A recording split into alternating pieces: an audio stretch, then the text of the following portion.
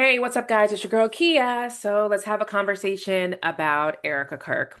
So recently, Erika Kirk came out with a very interesting video on Charlie Kirk's channel from his desk at Turning Point USA, kind of discussing everything that she feels. And again, this is another one of those, why are you bringing this to us? Nobody asked you about this kind of Meg the Stallion situation. It's a very random statement. She feels like that she's gotten a lot of backlash after her attendance at the White House Correspondents' Dinner and, her leaving crying and she just wants to go home. She's responding to backlash from the media, I guess, and responding to specifically her arch nemesis, Candace Owens. So we're gonna watch this together. I have not watched the whole thing together, and I promise you, I'm not gonna start and stop this and do this whole thing where my video is now 45 minutes long because I'm stopping it so many times. My goal, and I'm looking around for a reason, looking for a pen. My goal is to only stop a couple of times and talk about things so that we can watch it all the way through. So let's talk about before I even press play and we watch it. Erika Kirk's team hates her. They have to. There is no way a PR person worth their salt would allow her to do the activities that she's doing, say the things she's saying, the behavior. There needs or not hiring somebody to give her media training, the deadpan stares, the weird statements involving religion, the heavy breathing on the microphone that we're about to listen to, the way she dresses, going on stage looking like a demented Tammy Faye Baker with the shiny suits and everything. She's just missing the mark. The behind the scenes commentary about being so excited about merch sales. There's just so many mistakes that keep happening over and over again. And I don't understand how this could get past her team. Turning Point USA is worth a lot of money in the world of politics, like when it comes to political capital, Turning Point USA and the conservative side has a lot of capital. There are DC right wing PR machines and fixers that could have handled her so well and put her in a different position. It's almost like she's thinking she knows best, but she doesn't. She does not know anything. She may be a college graduate, but she has no common sense with how she's handling everything. And I'm sorry if you disagree, that's fine. I do not care. I am coming from a place of marketing and PR. If you watch my channel, you know that's my passion. And I always find it odd when celebrities do really, really bizarre things that don't help their cause. It makes it 1,000 times worse. And that anybody, even the common American like me, can look at it and go, girl, why you thought this? Who told you to do this? Why are you doing this? And why are you dressed up like a stormtrooper? Why are you dressed up like, an extra from a Jason Bourne movie? Why are you dressed like Janet Jackson from the Rhythm Nation movie? Like, at minimum, you want to wear your hair pulled back, fine. You want to wear the black shirt buttoned all the way up to the top, like some weird, I don't know what that is. Like you're part of Scientology and you're in the Sea Org or something. That's fine. You want to look like an evil version of yourself? Cool, I get it. But the hat, like the hat wasn't like it's so many goofy things that again, a friend, a real friend, not some yes man hanging on her would have been able to tell her, don't do this. So let's just dive right into the statement and we're gonna watch a little bit. I'll pause, make my commentary, and we'll do that. I promise. I'm not gonna stop this thing a billion times. It is roughly 9 minutes and 45 seconds. We're gonna do this. Let's go.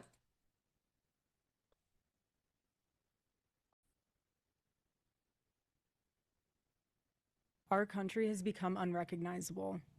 These people have perverted the truth to the point that they motivated the murder of my husband. They have continuously tried to assassinate the president, and anyone who stands in their way is labeled hateful, racist, fascist, and every other trigger word that is grossly dishonest. We want the best for our country. They don't. This is why Charlie started Turning Point USA in the first place. He didn't trust the radicalized liberal teachers. And this past Saturday, it was a school teacher, of all people, a school teacher, that attempted to change our history for the worst with bullets. And everyone is asking why I even went to the White House Correspondents' Dinner. And it was because many of the journalists in that room have attempted to dehumanize me, and I wanted to meet some of them face to face, quite frankly. Why have a conversation about me when you can have a conversation with me? So, for example, a journalist from the Daily Mail came up to me She introduced herself and she was saying, she was very gracious. She was saying, "You look so beautiful. I'm so sorry for your loss." This is Eric. When he got injured in a car accident, he called Morgan and Morgan. He not To which I replied, "It is so nice to put a name to the face, especially with all of the slander, the lies, accusations that are out there surrounding my husband's murder and myself." And I said to her, "You know what's so interesting? This is my first time at the White House Correspondents' Dinner, and I find it so fascinating, the dynamic that is going on right now, because everyone is all dressed up and you guys are co-mingling in and out of each other's cocktail parties. And so for one night, you are able to put aside all of your differences for the sake of freedom of speech. And then by Monday morning, things will go back to being an absolute bloodbath between all of you." To which she replied, literally, she said, "I know. Isn't it special, right? Isn't tonight so special?" And following that conversation, it was time to take our seats, and we went into the big ballroom where the dinner was. And one of the first things I noticed when I walked into that room was quite literally the proximity of the opposing outlets to one another. So you have one table here that's Politico, and another table here that's Fox, and another table here that's WAPO, and you're all crammed together, elbow to elbow. And to make the night even more of a spectacle, every single 10-person table had 10 bottles of wine. And the president of the White House Correspondents Association, she did a great job of trying to make the evening have that feeling of Americana. You know, we were in a room celebrating freedom of speech despite our differences. And the US Marine Band performed the national anthem so beautifully. And then shortly thereafter, gunshots rang out and total chaos ensued. And you guys have all seen what happened next because there are 1,000 videos of it. So let's discuss that fact for a second. If you were in that room, So I'm going to stop right here. A couple of things she said. Who is they is my biggest question here. She always makes it, and I hate when politics do that when they make it a them, a they versus us situation, which the alt-right always wants to do. And they're always saying how there can never be a difference of opinion. Well, when liberals have a difference of opinion, they are crazy. It's they're trying to destroy America. You know, they're so awful because they have a different of opinion. Um, the whole situation with this White House Correspondents' Dinner, you know, the assassination attempt or whatever that guy was trying to do. I have no idea what his end game was or what his goal was. He just seems like a crazy person. I would say that if it was on the right or left, like what is the end game here? Um, you know, that it's unfortunate that he was a teacher. It is unfortunate because that's the truth. He is a teacher. It's an extremely unfortunate situation because now he is making it seem like what the right likes to put that all teachers are liberal and they're indoctrinating your children. So that's awful. I can go with her on that. Where we start to get a little confusing here is where she says that, you know, she wanted to show up and talk to all the media about why they say things about her and look them in the face and put names to faces. Erica, nobody cared that you were there. It's nerd prom. I think some people might have been shocked that you were there because there's no reason for you to be there, even though you're the CEO of Turning Point USA. No one cared that you were there. No one, people might have been like, oh, look, it's Erika Kirk, blah, blah, blah, and kept it moving. No one needed you to show your face and prove some point to them that you're real or have some I don't get what you're trying to say there. No one cared that you were there. I can tell you that 100%. The second thing is I really don't believe the interaction that she had with the journalists even happened. I think she was probably smiling from ear to ear, happy to sit next to Kash Patel and all that. I don't think she was out here confronting journalists. I don't think she has the smart or the articulation to do that based on this video, the other videos that we've seen of her. And then the last commentary about this section is going to be she does not understand the White House Correspondents' Dinner. And a lot of the right don't understand the White House Correspondents' Dinner. And that is because the political landscape is different now. Back in the day, prior to Trump, you know, Clinton, Obama, Bush 1, whatever, The White House Correspondent Dinner was Nerd Prom. It is where, the Fox Newses got with the CNNs and the MSNBCs and New York Post, and they all hung out together. They all had fun together. It was like I said, they call it Nerd Prom. They all agree, First Amendment, freedom of speech. We're all here together. Yeah, we have, different networks, but it was all camaraderie. It didn't turn to a non-camaraderie situation until honestly, I will say when Seth Meyers did it, when Seth Meyers went really, really hard at Trump, that is when it stopped being a camaraderie situation, and then Trump got in office, and then it really became a us versus them, and they're liberal, and they're the fake news and lies, and they're not lying, we're lying, or we're not lying. It became that whole situation, and then the president of the United States, Donald Trump, stopped attending the White House Correspondents' Dinner because that's the whole fun. Everybody gets together and they kind of roast each other.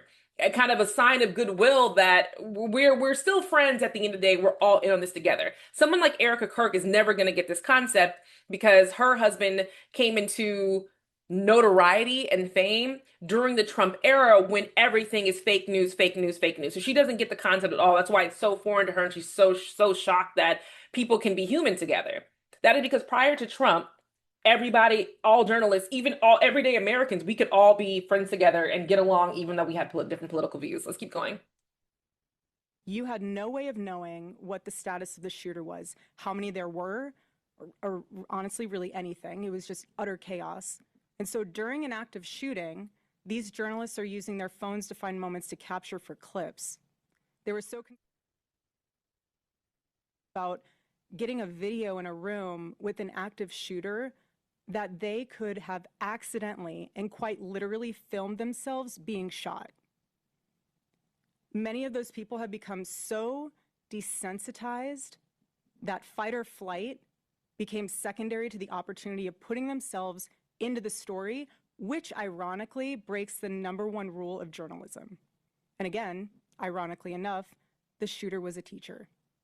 You have these people who are supposed to be teaching our children the future of this country, and he's so unhinged that he is able to teach children by day and then attempt to murder the President of the United States by night. And in his manifesto, he starts by contextualizing himself by saying, I am a citizen of the United States of America. And while we may have big problems with illegal immigration in this country, I have to tell you, we have an even bigger problem when it comes to the systemic indoctrination and radicalization of our own citizens. This is what got my husband killed. This is what has led to 3 legitimate attempts on President Trump's life. And I can speak firsthand to that unbearable toll that this must take on our First Lady. There has never been a president who has faced this many assassination attempts in Americans' entire history. And after each one, the reaction from the far left has been, at best, a shrug, and in some cases, a sick disappointment that the shooter was unsuccessful. We are all human beings. And if you can just pause and just take a minute and ask yourself, how would you feel if even just one person made cruel jokes about the attempted murder of your loved one? That is what Jimmy Kimmel did to the First Lady. What the? He said that she had the glow of an expected widow. You, The glow of an expected widow. Just 48 hours before that nightmare almost became a reality. In this culture we're living in. Okay, I'm gonna pause it right here. I only have a few more minutes left. Erika Kirk has lost her rabbit ass mind. The reason why I say it and have other notes, first thing, we'll go in order. Her talking about journalists being desensitized. I don't think journalists are desensitized. I think we see journalists who go to wars. They're war correspondents. Some have died in the line of, duty, quote unquote, for journalism. I don't think the White House Correspondents' Dinner is any different. What happened there? They hear gunfire and shooting. They're under tables and realizing it is our job to report. It is our job to figure out what's going on so that we can report back to the American people. None of that is weird to me at all whatsoever. I don't know why it's weird to her when we have seen. I'm not going to go into all that other stuff that we've seen, but it's just it's not that big of a deal. And like I said earlier, the teacher who really does, the teacher who committed the shooting and this violent act really does put a stain on all other teachers. He does. What happened should not have happened. But I thought a lot of people on the right and the alt-right like to use one apple doesn't spoil the bunch. We hear that all the time about police officers who do things or ICE agents who do things. So why are teachers any different now? Why is it all of a sudden teachers are all liberal and bad when it's one teacher who's done this? You haven't talked to every teacher at that school, let alone in America, at that school to let them know, yeah, I'm not conservative, I'm a little bit more liberal, but I would never do anything like that. No normal human being would ever do what that guy did at the White House Correspondence Center. So let's stop making it out to be all teachers across the US are bad. Listen, if you're watching this video, if you want to homeschool your kids, homeschool your kids. Stop making the idiotic excuse of they're getting indoctrinated, especially now when a lot of states are wanting to put the Ten Commandments inside of school, bring prayer back in school, have more conservative values in school. That is indoctrination.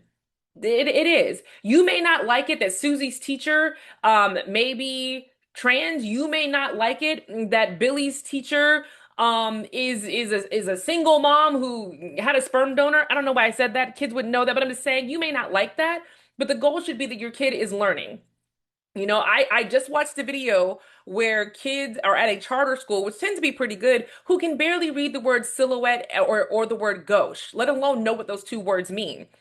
All those teachers could be married with kids living a great conservative lifestyle, and those kids are still like that. So a teacher's political standpoint means absolutely nothing when it comes to a teacher. The commentary that it's always people are disappointed that Trump doesn't hasn't died yet. That is social media fodder. You're always going to have people who say that who are going to make those crazy comments and they're not good and they're not smart. I know me, I see them and I kind of roll my eyes. I'm like, why are people posting this? Nobody wants anybody to die. I think people are making those comments, whether they're distasteful or not, are making them because people just want all of this to stop. Meaning, before that gets turned into something else, this just the unsurety of every single day of what's going to come out of this man's mouth is just, when does it stop? When is he going to realize that what you're doing is damaging all of us and you're going to war, it's damaging all of us. You're morphing what the word DEI is, you're morphing what the word woke is. And now all of a sudden anybody who is black who has a good job now shouldn't be deserve to have that job. And now anybody on welfare must be some black queen, black welfare queen and abusing the system. It's just it's really frustrating and people just want it to stop. They don't want him to. I don't think anybody legitimately wants President Trump to go to glory. They just want a lot of the madness to stop. The last thing, I'm gonna drop my pen on this. Erika Kirk has lost her mind because of the Jimmy Kimmel comment. Anybody in their right mind knows that his Melania does not like Donald Trump. We saw all these videos in this first presidency. Every time he would try to grab her hand, she would swat it away. She does not like him. She didn't want to be in the White House. They had different residences. I don't even know if she's living in the White House right now, or if she's just coming back for different events. She doesn't want to be in the White House and she doesn't want to be married to him. We all know this. Also, he is extremely obese and unhealthy and an 80-year-old man. So of course you can make the widow joke. They made the same joke about Erika Jane on Real Houses of Beverly Hills because, her husband, I think he's 83 and she's like 44, 47 or something. They made the same joke about I just forgot her name. The guest girl who passed away. Somebody dropped my comment show I'm talking about who was married to the super duper wealthy man and she was trying to fight the estate. This is a common joke. So to make it seem like he is cheering on the fact she's making it seem like was cheering on the fact or hoping that Trump would pass away 48 hours before it happened and Melania calling for him to be fired. It's all utterly ridiculous. And for you to sit there big-eyed with that ugly hat on and to make a statement like that, it's insane to me. She lacks common sense. She lacks PR. And rumor has it the statement that she's making right now was pre-written. And this is what you wrote? Girl, stop. Let's keep going and finish this last few minutes of this. Absorbs disagreement as a form of personal betrayal. It turns having an opposing viewpoint into a moral crime worthy of punishment. And here's what I've realized through all of this, truly, having lived through quite literal hell these past 7 months, if you strip someone of their humanity long enough, you will arrive at the chilling conclusion that they don't deserve to exist at all. Every morning I wake up to a new headline lying about me. I have comedians dressing up in whiteface. I have people saying I'm not fit to be CEO, and I have Candace Owens claiming I murdered my husband. And the list goes on and on and on.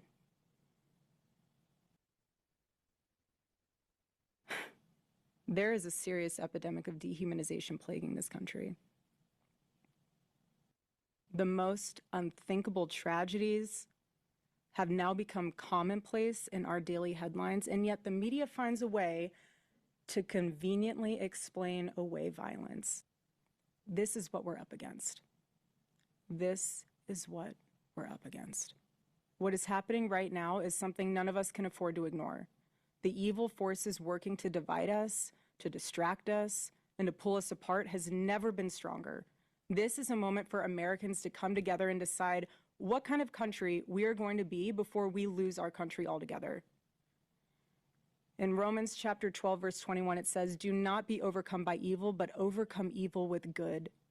And this is why my husband created Turning Point USA, so we could have civil discourse and debate and open dialogue, because when we stop talking to each other, bad things happen.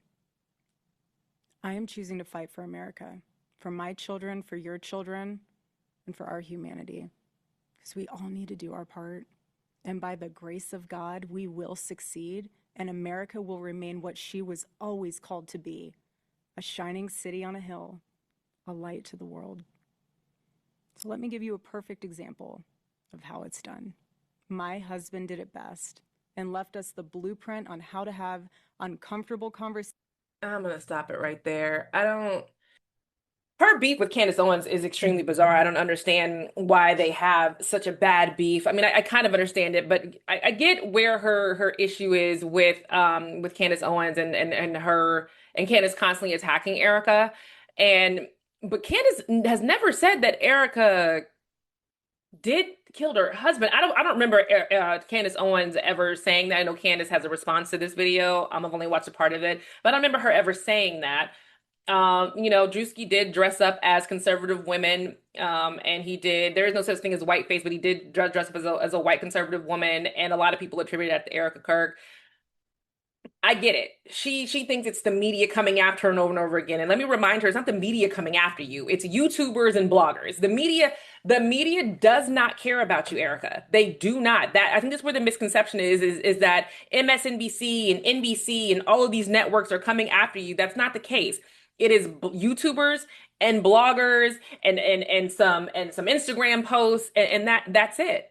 But that all stuff is your fault. You came out in that weird at that funeral for Charlie with all the streamers and the pomp and circumstance, and not even like a nice memorable pomp and circumstance like you see at a funeral. It was more like a kid rock concert rather than a memorial service. So people laughed at that because it didn't make any sense. You have gone on a press tour. You were sitting on stage with Nicki Minaj. You've done everything but be an honorable widow.